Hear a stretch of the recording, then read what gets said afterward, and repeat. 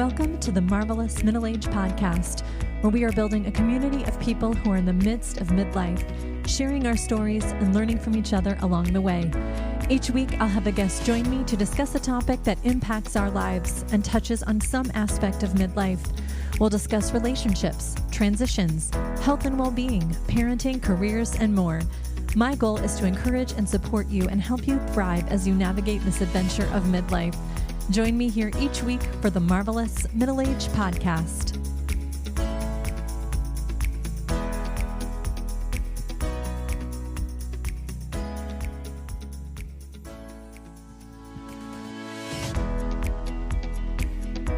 This week, I'm speaking with Lucia Maya. Lucia is a mother to 2 daughters, an artist, a Reiki master, and intuitive counselor. 11 years ago, Lucia's daughter Elizabeth passed away from cancer, and today we speak about Elizabeth's life, her passing, and Lucia's journey through grief. Lucia shares how she processed through the grief she felt during Elizabeth's illness and after she passed away. She explains how she has intentionally practiced self-care, chose to live fully, and found community even through her grief. I was honored that Lucia shared her journey with me on this episode. Please note that in this episode, we speak about the loss of a child, so please take care in listening.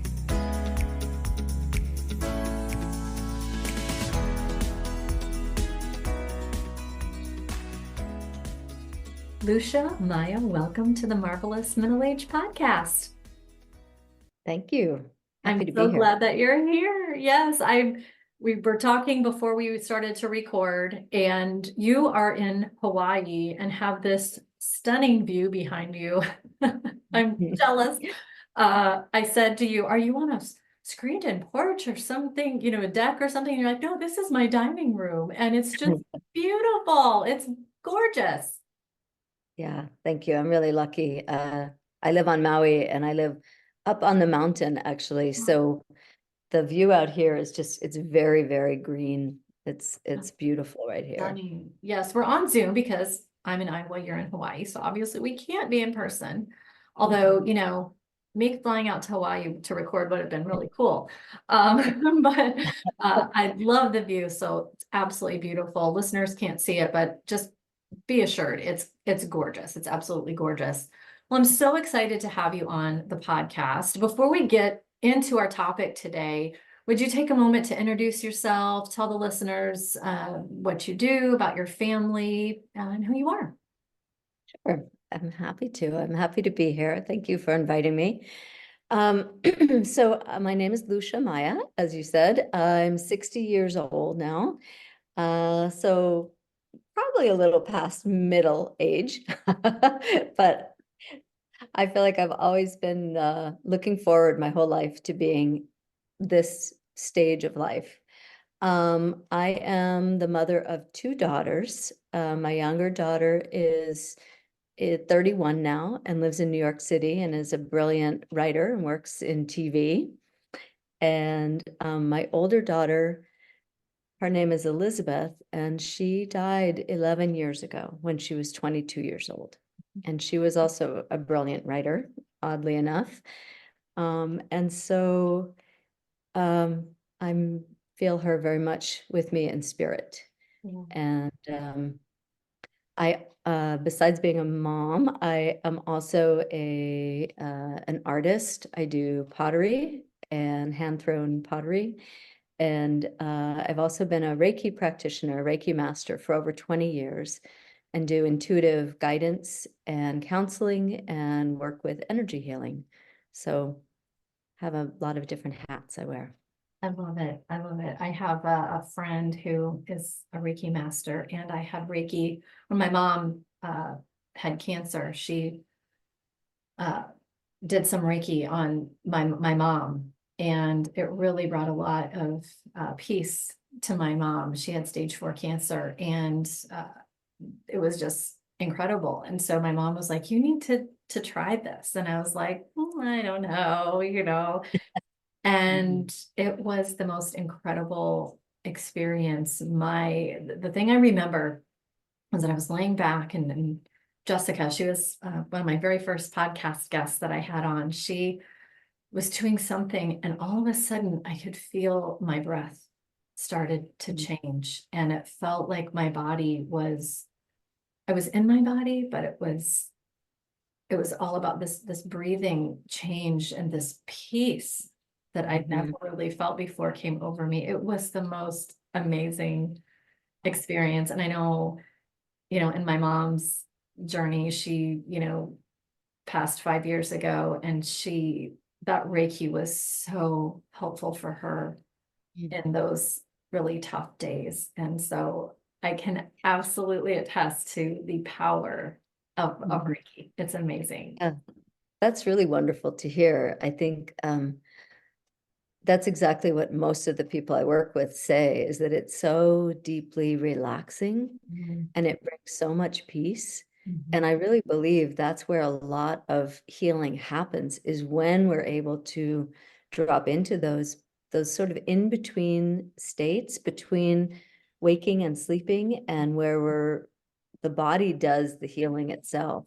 We just help to facilitate that really deep, calm place.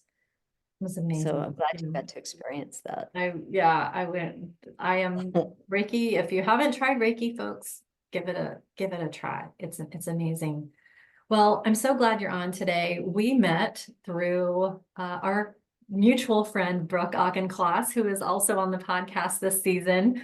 I met Brooke through my Mothers Together group, and you've known Brooke for years as well. And she and I, were talking about her being on my podcast and her episode, and she's like, I know someone else who would be amazing for you to talk to. And I said, I'd love to. Just, yeah. And she connected us, and the rest is history. So I'm so happy that you're here. Thank you. And Brooke is awesome. So if you haven't listened to She Brooke's is. episode yet, folks, listen to her episode. She's got I never tire of hearing about her adventures that she's been on, places she's lived, and all of that cool stuff. I love it. I live vicariously through her adventures and her travel and all of those things. So, but today we're going to talk about your daughter, Elizabeth. And before we kind of talk about, what happened with her and your life around her passing, tell us a little bit about who Elizabeth is. Tell us about the woman that she is, and some things you've shared when we talked before. You shared some things, but just share about her. Sure. Well, as I said, she was my firstborn, and absolutely adored from the moment she was conceived, really. Very much I always knew I wanted to have children from the time I was very young. And Elizabeth was, right from a very young age, a very independent thinker, really smart, funny, definitely had a lot of confidence, and marched to her own drummer. Yeah, love that. Both my daughters, but Elizabeth, I just remember her when as soon as she could dress herself, she would just pull out her own clothes off the shelves and put together these wild outfits and multiple costume changes throughout every day. And that was pretty much true for her entire life. She was always an artist in that way, loved to combine beautiful things. And then she was, in terms of her clothing and how she appeared, but she also was a writer. She was a creative writing major at U of A in the honors program. She wrote incredible poetry that from the time she was a young child, and then especially as a teenager. And so I have a collection of her poetry online, and I really saw how she said that her poetry was channeled, which is an interesting thing for a young person to say. And if you read any of her poetry, you would get a sense that from an early age, she, on some level, probably knew that she wasn't going to live a long life. Some of her poetry spoke to that. If you look back at it, I didn't think that at the time, but Right. But in hindsight, it's easy to see how I believe that there's a soul that understands things that we as humans might not. And that, it feels to me, is where her poetry came from. And that part of her actually knew that she wasn't going to be living a very long life. But she lived a very full life in her 22 years. I often think that she lived more in those 22 years than a lot of people do in 80 something years. She was really into punk rock when we lived in the Bay Area, and she was going to punk shows as a 13-year-old, being pretty wild. And then she kind of moved more into a spiritual aspect and traveled to do spiritual workshops in Palenque, Mexico, and sat in groups of adults who were sharing like the most deep, intimate parts of their life. And she held her own in these circles when she was 14. Wow. Then we moved to Tucson, Arizona, which she loved. She wrote poetry about Tucson. And she really, at that point, she knew that she needed to figure out how to be a teenager rather than being the wise young adult part of herself, and how to make friends. And so she then became more engaged in more normal teenage activities. Sure, right. And anyway, she loved to travel and explore and meet new people. And it's as much as I feel like she and I still have an ongoing relationship with her in spirit, it's also really painful not to know who she would have been at this stage of life. She would be 34 now, and to only be able to imagine what her life might have looked like at this time. Yeah. Yeah. Well, thank you so much for sharing about Elizabeth. When you're describing her, the two things I took away is she was absolutely wise beyond her years. She was doing and writing and traveling and doing things at that young stage that, yeah, some of us have never done, or may never do, and we're much, much older. But also that what a just sounds like she was just a character, just a fun, Was. really engaging person to be around. And so I appreciate you sharing about her. I think when we have someone close to us that passes, whenever they pass, I think one of the fears we have is that they'll be forgotten, right? The people they won't ask us about them because they're afraid that it will be painful for us to speak about them, or that we'll just, not that we will forget, but that the world forgets who they are. And so I know and especially I think time does help a little bit to heal a little bit of the being able to talk about them, and uh it's helpful, and it's what we want to do. I find that with my mom, like I love to talk about now the things that we used to do, and the good memories and the fun times that we had. And of course there's this like you said, very painful aspect, but at the same time we don't want to forget who they were, and things about them that made them special and such a special part of our lives. So thank you for sharing.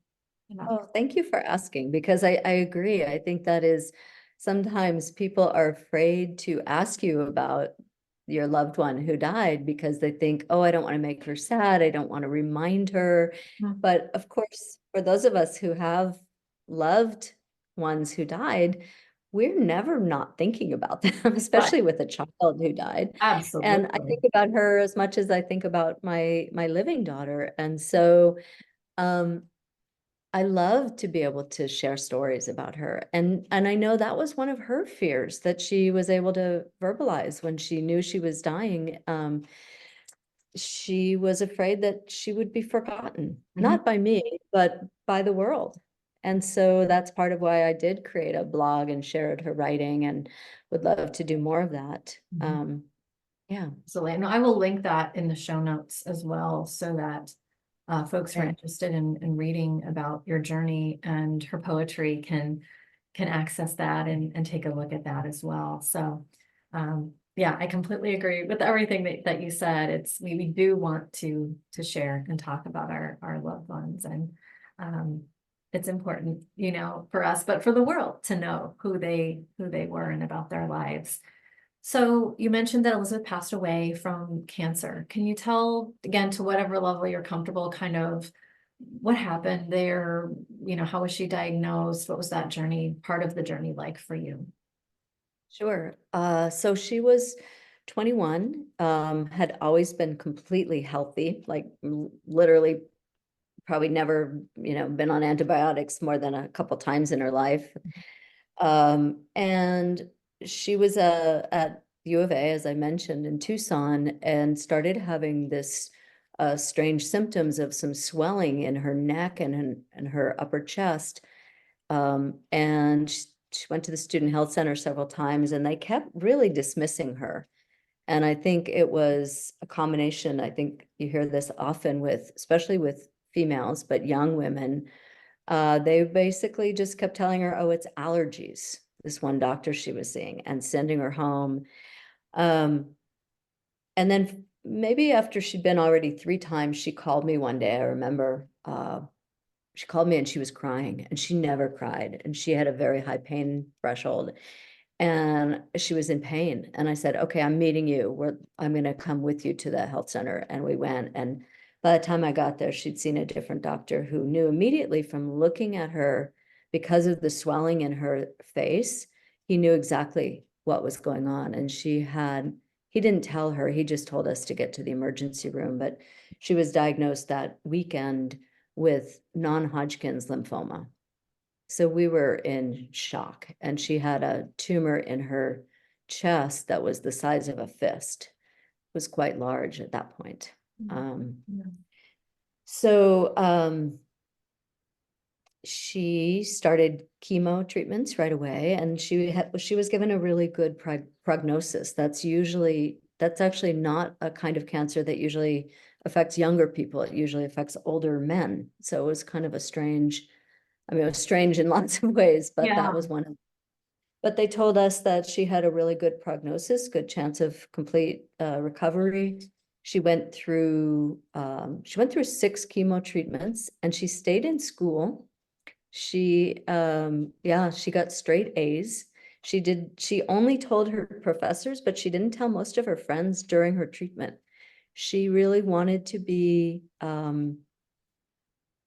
just live as normal a life as possible as a 21-year-old. And so she kept going out to bars with her friends and dating. And one of her biggest fears once she was told she was going to have chemo was about losing her hair. She was a beautiful young woman. And so I remember just the two of us, searching online for the best human hair wigs. Mhm. And fortunately, we had family that was able to help us afford that because they're not cheap. And Right. so she just started wearing a wig, and nobody knew that she would, and that was how she wanted it at that point.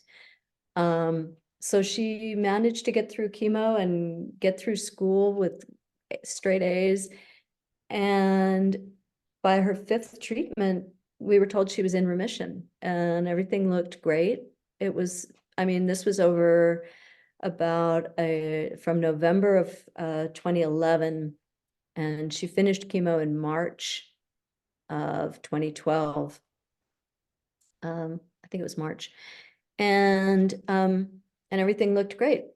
And she went about living her life. And then she actually went through, I'll say that during her treatment, it brought us closer, because fortunately we lived in the same area. And even though she was in college, I was close by, and I was able to go with her to each of her treatments and all of her doctor appointments. And it really helped us with a lot of healing of our relationship, because as many mothers and teenage daughters, as many people can relate, we had a lot of struggles and conflict during her teenage years.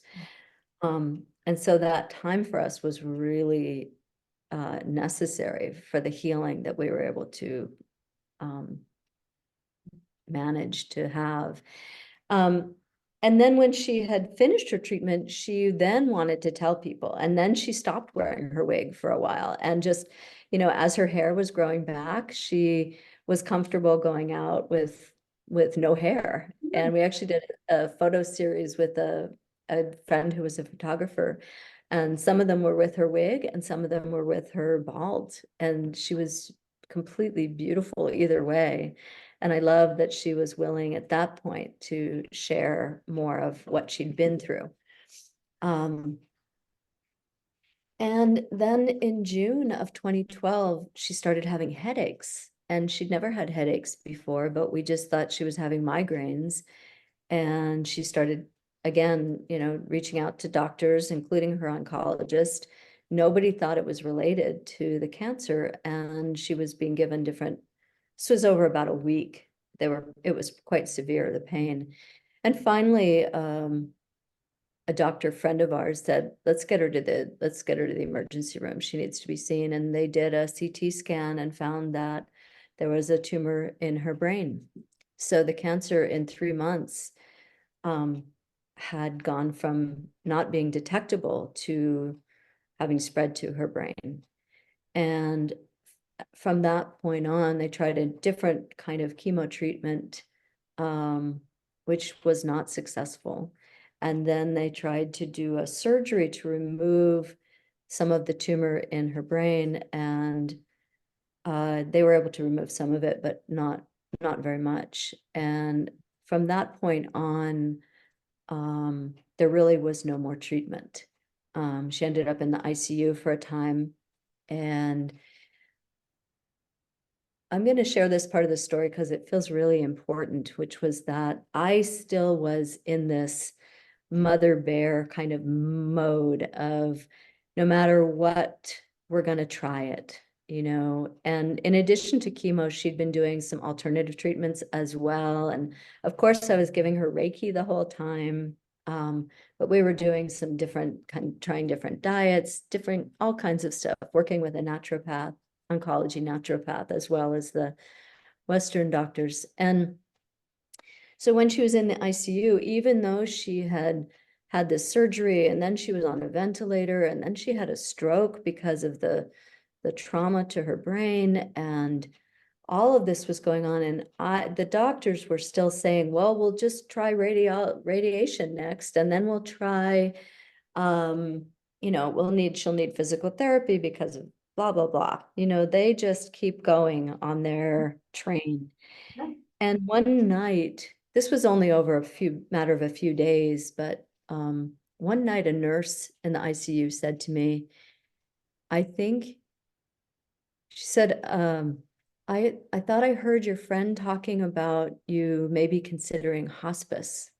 And I was furious because I had not considered hospice at that point. And I don't think she heard a friend talking about it. I think it was her very wise and gentle way of introducing that idea to me. Mhm. And although I was angry in the moment, it was absolutely, I believe she was an angel, because that next morning I was able to say to the doctors, is there really any more treatment that's going to help her?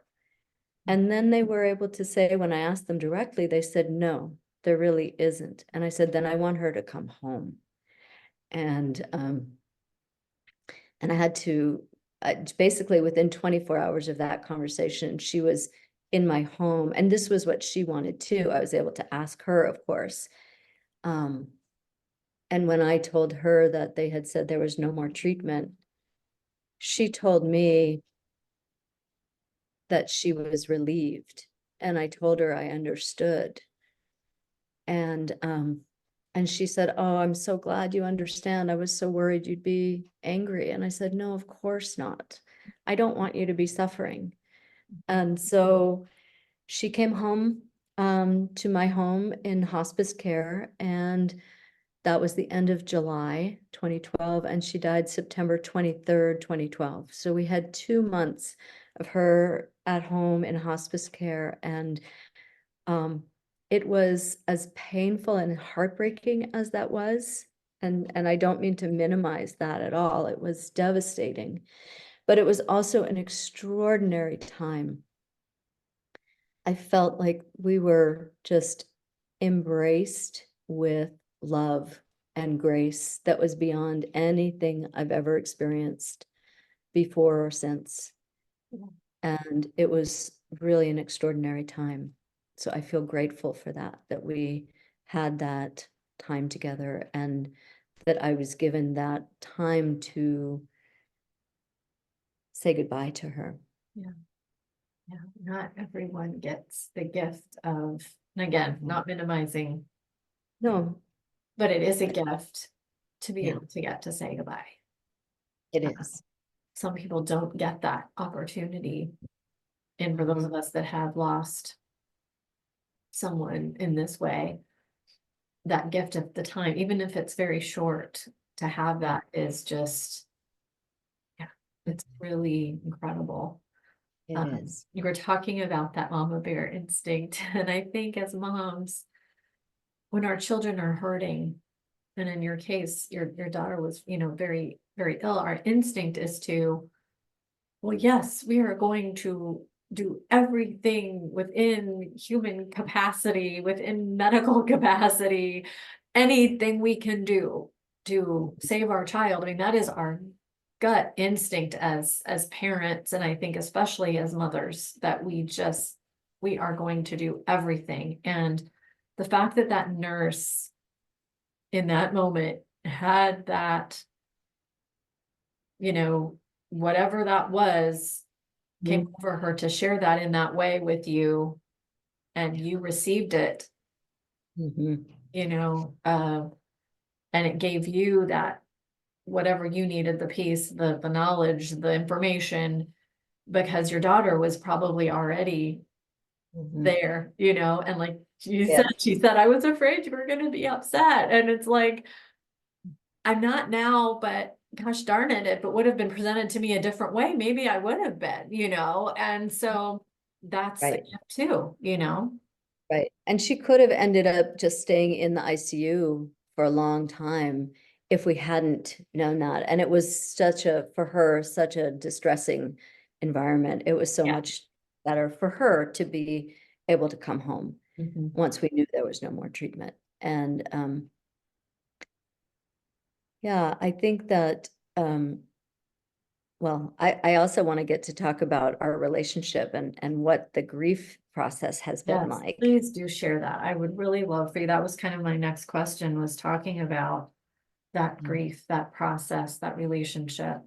Please Yeah. expound on that if you wouldn't mind. Well, I think you and I had discussed this in our earlier conversation, that for me, I really feel like grief is very much like waves. And that initially I felt like I was in a tsunami. I literally would be on my knees on the floor sobbing some days, many days.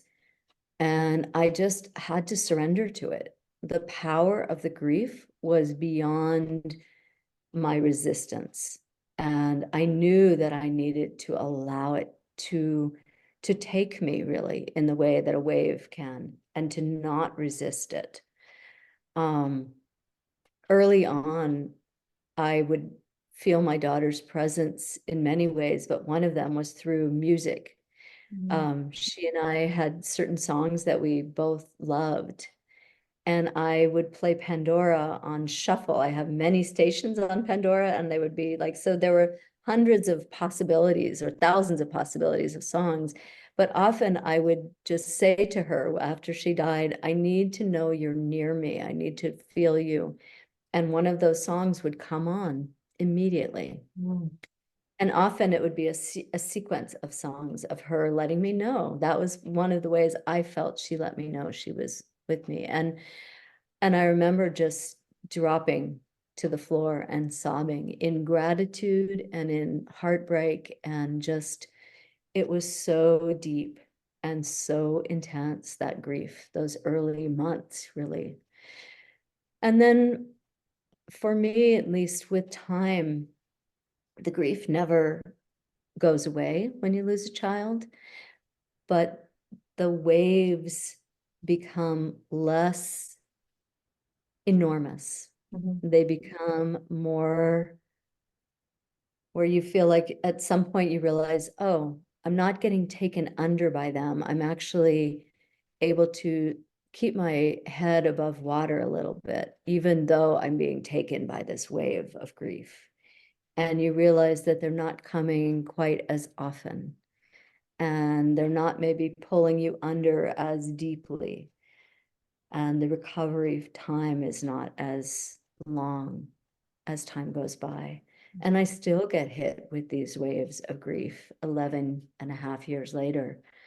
But I actually welcome them because I really believe that the more we love a person, the more we grieve when we've lost them.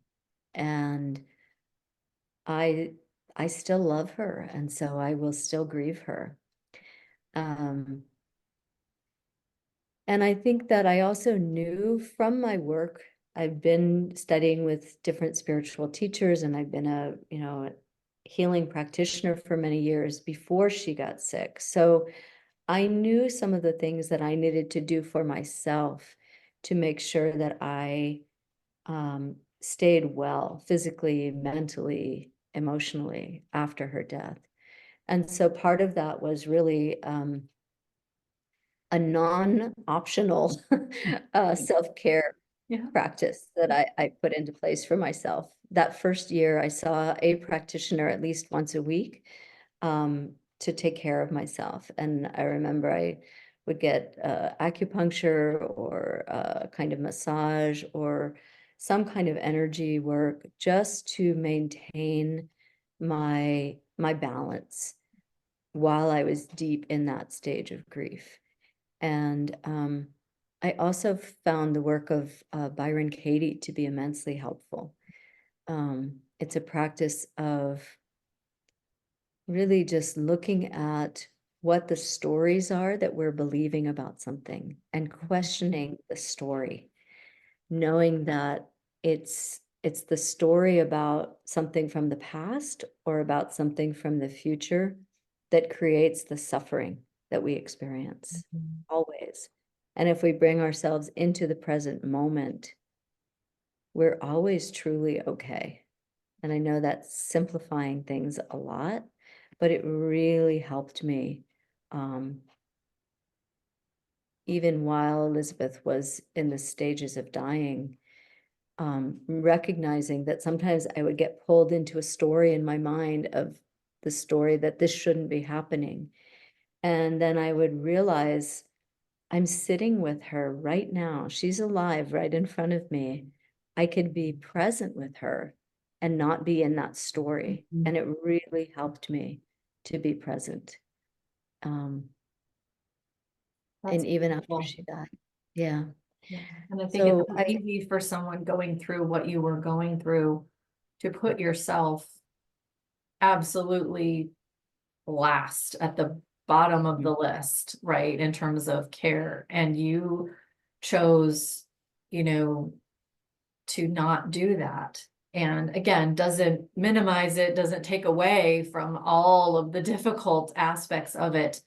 But you consciously said, I'm still going to take care of myself to what I yes. can and do that's reasonable at this point. But Yeah. that is beautiful that Mhm. you chose that. And probably if you had to ask your daughter, I would imagine she would have said, well, yes, mom, Exactly. please Yeah. take care of you. You know, she sounded like that kind of person. Like she would not have wanted you to put yourself last. So Absolutely. And I feel like I didn't really feel like I had a choice. I felt like my choice was and continues to be to go on living and to thrive in the face of the most difficult, painful thing that I think a parent can go through. One of the most, I don't want to say most, but one of the most. And I choose to live and to live fully. And I know that that's what Elizabeth would have wanted and does want for me. yes. And I don't think it doesn't serve her or her memory to stay shut down um, and not live fully. So I believe that to whatever degree possible, I want to experience all of the emotions. I want to be able to experience joy and love and delight. And I also absolutely want to experience the grief and the sadness and the anger that can come as well. Um, and hopefully there's a balance that brings me to a place of peace in my life, in my day-to-day life. And that is really um, what I intend. So beautifully, beautifully said. And I hope if there's anyone listening to this that has been through this or is going through something like this, that they listen to your very well said message about why that is important, and take it in as they can and as they need to, because it is important. Is there anything else that you would want to share about your journey through this grief, your healing, anything else that you would want people to know about what you've experienced? I know that for me, it's such a unique process, so individual. I know that for me, a big part of what really helped me in the time after Elizabeth died, the years after, was in writing about it, writing about her, writing about my process with grief, writing about my experience of still being in relationship with her after she died. Being a part of a community of other parents as well who had lost children was really, really helpful. And I found that in large part through my writing. I think also just, for me, it really helped to have confirmation from her through, I had a couple different readings with mediums that were very helpful, that gave me very specific things they told me about her that no one could have known. And that helped me to feel again more at peace with where she is. And, as a mother, even if our child dies, we still want to know that they're okay, right? That they're happy. Yes. And so that was a big piece for me. Mhm. I think being able to do it so publicly and transparently and to feel the support of a community for me was really essential. And of course, that's not going to be the case for many people, but it was enormously enriching and supportive for me. And then finding books that were helpful, finding community in different ways. I think I also started doing pottery about 5, 6 years ago. And I just kind of happened upon that. And I never thought of myself as an artist or particularly creative person. And once I sat down at the wheel and started throwing, it really just took over my life. It became my focus for the last 5 years. And I feel like there was a lot of grace in that as well. It's just, for me, it's a meditative practice. Right. And in witnessing the transformation that happens. And that's always been my favorite thing. And whatever I do is getting to witness transformation. And with clay, you certainly get to see that and feel that. And you have to be really centered yourself in order to do it well. So, not that I'm not suggesting that specifically, but in just following the little clues that you get along the way of what might bring you some sense of joy or peace or connection with your own center or with your divine, whatever words you want to use. That to me is what being able to thrive with loss is about. Yeah, it's also too, I think, a form of that continued necessary ongoing care for self, for our heart, for our soul, our minds. Mhm. you know, our bodies to find ways, whether it be through community of people, of practices, of activities, you know, whatever those things look like for each individual person. It is just that ongoing self-care and of your spirit and soul that um, it again is just so important for all of us to do, but especially those going through, you know, deep loss, grief situations. Yeah. And so thank you for sharing that. I hope that your words will give others, whether it's ideas of things for themselves or, gosh, you know, I really need to put some thought and time and energy into looking into this for myself. And even if they find one thing that is helpful, uh, Mhm. it, you know, it will serve Yes. and it will do well for them to do that. So, I hope so. I think also that I've been talking specifically about the loss of a child, but I just want to say, of course, that, you know, when we lose anybody that we love, I lost my mom a couple of years ago, the end of a long relationship, like whatever the grieving process is that we're in, for me, it's very much the same. I need to allow the experience of the emotions. I need to have the support of friends, possibly a therapist or whatever kind of healing mhm, person we relate to. And you know, and finding whatever the resources are for ourselves, mhm. not to push it aside, but really to acknowledge how important it is to move through it. Yeah, absolutely. Exactly. And again, it is a process. And the description you gave of the waves, I think is perfect because it is the Mhm. waves, they come, they're going to come. And Mhm. whether if they're a tsunami level or if they start to calm Yes. down a little bit, or you're able to roll with it a little bit more, that's a perfect way to describe grief and what it feels like and looks like in our lives. You've done a wonderful job of sharing about your daughter, about your journey through this.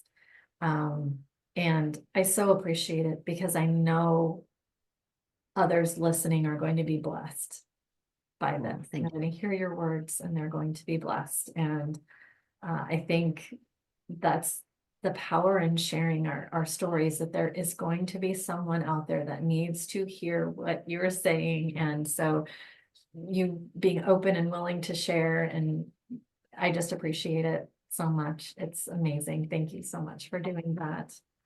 thank you. Thank you for having me and Of course. inviting me. Well, you know, you mentioned that you're 60, which is awesome. Mm. And I still consider that middle aged. I'm going to be 50, so we're Uh-huh. not too Yeah. far apart. So I Yeah. love that. Um, you know, you've shared about your daughter and your journey through grief, and but you've also shared, what I love about what you shared is you also shared that you're finding delight and joy in Mhm. life still, this, you know, despite Mhm. what really tough things. Yeah. Is there anything about being 60 or being in this stage that you're just really loving right now? Anything that you could share that Yeah. you're enjoying at the moment? Oh, that's a great question. I think that, like I said earlier, I feel like I've spent my whole life waiting to be this stage of life. Mhm. And I feel like I'm really curious about what lies ahead. I'm in a big transition, like Brooke. Yes. Um, I'm moving from Maui to the Bay Area. I have a new relationship at that started at 60. And so I feel really excited about that. And um, I feel like everything is possible at this stage of life, really everything and anything. I'm looking forward to travel, to seeing where my art takes me, how my work continues to evolve, supporting other people. And I feel like it's from all these decades of experience in life that I get to be at this place and to feel more, to love myself more, to Mhm. feel more comfortable in my own skin, physically, mentally. I just feel incredibly grateful. And I think also having gotten to this age, I've watched many people die, and I just feel really grateful each day to be alive and to be healthy. So Absolutely. I was talking with someone the other day, and we were talking about aging. And if you really think about it, to the core of it, it's a privilege to be able to age, right? And so, yes. and sometimes, maybe some days we're like, oh, okay, joints are creaking a little louder, or this hurts a little bit, but generally it's a privilege, right? And so to be able to find, and I love what you said about how you feel like anything is possible, right? And the doors are all open, the windows are open, and let's just see what's next. And I love that. Absolutely love that. Thank you for saying that, because it's such and there is so much excitement and hope in this season of life. So yes, I appreciate that. Well, Lucia, I'm so honored that you chose to share your story on the podcast. Again, it is going to bless those listening, and your perspective, your process of walking us through your journey with your daughter. It's beautiful, and I really appreciate you being on today. Thank you so much for being here. Thank you so much. I really appreciate you and all you're doing, and honored to be here as well. Of course. Thank you so much. If you're enjoying the podcast, please follow the show to make sure the latest episode is on your podcast feed each week. I would greatly appreciate a rating and a 5-star review on the podcast platform you're listening on. It helps others to find the show.